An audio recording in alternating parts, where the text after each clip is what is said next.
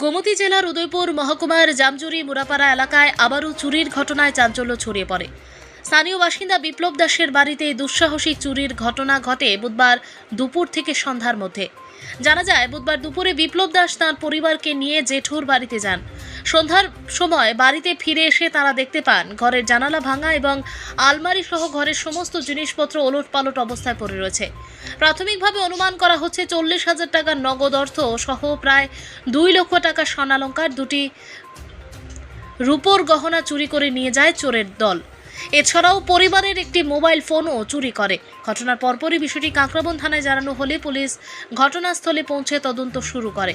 তবে চুরি হওয়া মোবাইল ফোনটি বৃহস্পতিবার সকাল 11টা পর্যন্ত চালু ছিল এবং জামজুরি গ্রামীণ ব্যাংকের সংলগ্ন এলাকায় তার অবস্থান বারবার শনাক্ত হচ্ছিল বলে অভিযোগ। তা সত্ত্বেও পুলিশ এখনও পর্যন্ত কোনো সুনির্দিষ্ট পদক্ষেপ নিতে পারেনি বলে দাবি স্থানীয়দের। এই ঘটনায় এলাকায় আতঙ্কের পরিবেশ সৃষ্টি হয়েছে।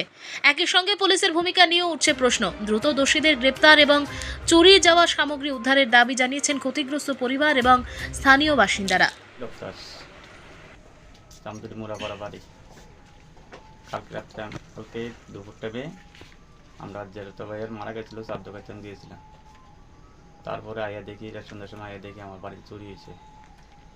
আমার বাড়িতে চুরি করে নিয়ে গেছে 40,000 ক্যাশ টাকা, স্বর্ণলঙ্কা, স্বর্ণ 1 ভরি 2-3 আনি মতন, রূপা 2 ভরি, মোবাইল আর 2টা মাটির ব্যাংক ছিল, মাটির ব্যাংক ভেঙে নিয়েছি।